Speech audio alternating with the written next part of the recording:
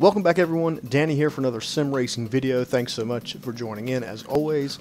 I wanted to put this video up because the wheels in my brain have kind of been turning, my curiosity has gotten the best of me, and I've kind of been on a mission for the past few days to figure something out for myself.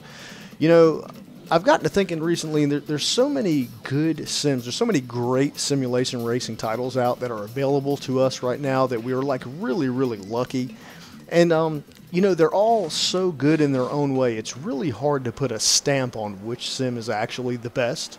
Now, I know everybody has their personal preference of which one they like the best. I do also. I prefer Assetto Corsa.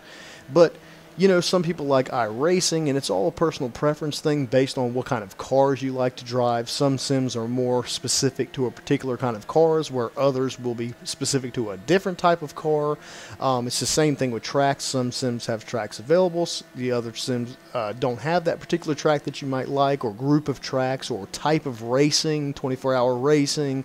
You know, whatever you may like, a particular sim may have that for you. Another thing to think about, too, is some sims allow modding and allow the community to create new content for games, while other sims do not. So there's a lot of features in there that makes a person have a personal preference of which one they like playing the most.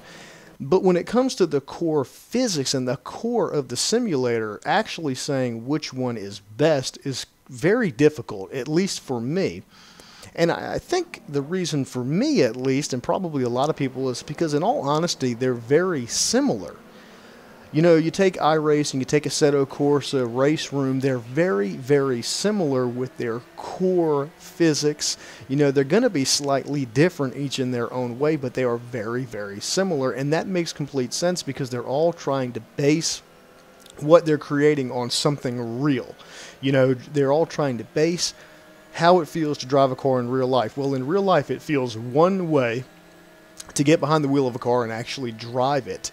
And they're all trying to manipulate that. So they're all very similar. I mean, if you're an avid sim racer, you can easily hop from one sim to the next and do well on any of them because they're so similar. And I think, really, not to beat that point too hard, but I think that's why it's very difficult for people to actually put a stamp on which one is the best. And that right there kind of got me thinking even further. You know, have sim racing games really changed at all in the last 10 years? You know, and of course there's going to be a lot of opinions, and a lot of people are going to jump up and go, yes, of course they've changed. Sim racing is way different. Just look at the games now. But what I'm referring to is the core of the simulation. Has that really changed in the last 10 years? Of course. You know, of course there's much better wheels, much better pedals. The physical experience of playing a sim racing game today is going to be more fun, and the experience is probably going to be better than it was 10 years ago because you got a better wheel. The hardware is much better, the peripherals are much better, your GPU is much better, which allows the developer to make you know, a lot better graphics. It's, you know, of course it looks prettier to the eye, but is the core of the simulation that much different? And in my opinion, I wasn't really sure. You know, I didn't have an opinion at all because I wasn't sure, because, you know, I kind of made my move into sim racing probably 3, maybe 4 years ago now, and so we were already in the era of what I feel like is a continuance of today. So we were already in where, you know, games like Assetto Corsa were coming out, iRacing was coming out, R-Factor 2 was out, you know, and I consider those simulations of today, not simulations of the past. So I really didn't have an opinion on whether or not simulations are better, but I wanted to find out if they were. So the only way I knew that I could do that was to go play a game from back then and find out if it's the same or if it's different. And so I went on Steam and I went and purchased the base game, and what you're seeing on screen is the base game's GTR2. Now, GTR2 came out in 2006. That's when it was released. That's over 10 years ago. And full disclaimer, I had never played it before at all, and to be honest with you, I totally expected to hate it. Because at first glance, you see the graphics, and we're so spoiled with the graphics of today's Sims that we're like, oh, you know, I don't know if I can do this. But I had to overcome that, and I said, I'm really going to give this a try because I want to know if the core is that much different than from what we have today. And I'm going to be honest with you. As soon as I loaded into the game, I took a few minutes to find settings and adjust field of views and things like that. And in about 10 minutes, I realized that it felt very familiar. And that was weird because I had never played GTR 2 or GTR 1 or any of the games from 10 years ago, but it still felt familiar to me. That was the first telltale that, well, maybe they haven't changed that much. And for example, all the settings are found in the exact same locations where you find all the settings in the new Sims. It's all the same options, field of views, seat positions, ABS, all that stuff. It's all the same stuff, and it's all found pretty quickly, even if you've never even been in the menu system at all. As far as physics go, I really can't feel a difference between the physics in GTR 2 and the physics of, say, iRacing or Assetto Corsa. And yes, the force feedback is different. I cannot deny that. The force feedback is different. But when I say physics, I mean how the car reacts to my inputs. Not what I'm feeling, not what I feel through the wheel, but how the car reacts on the pavement to my inputs.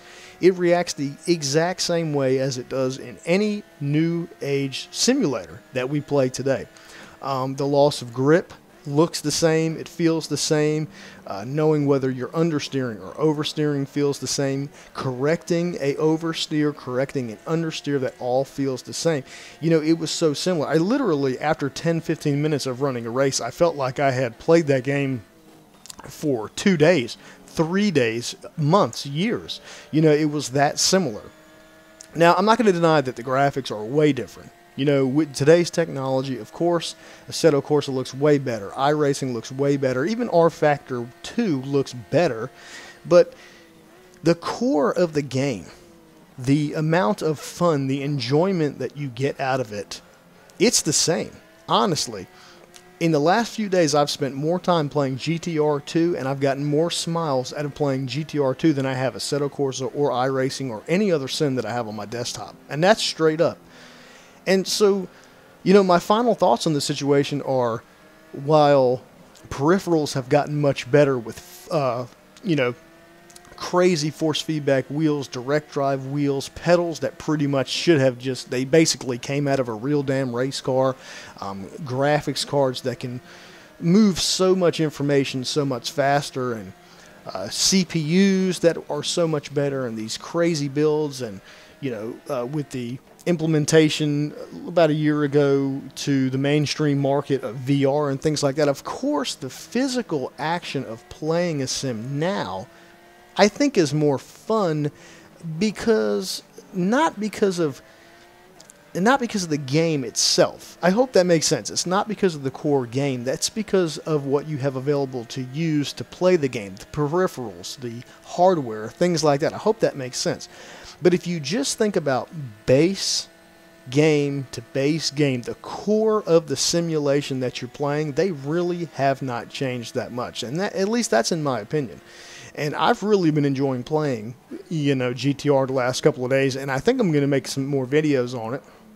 And, you know, just because it's been a lot of fun. So that's kind of my opinion.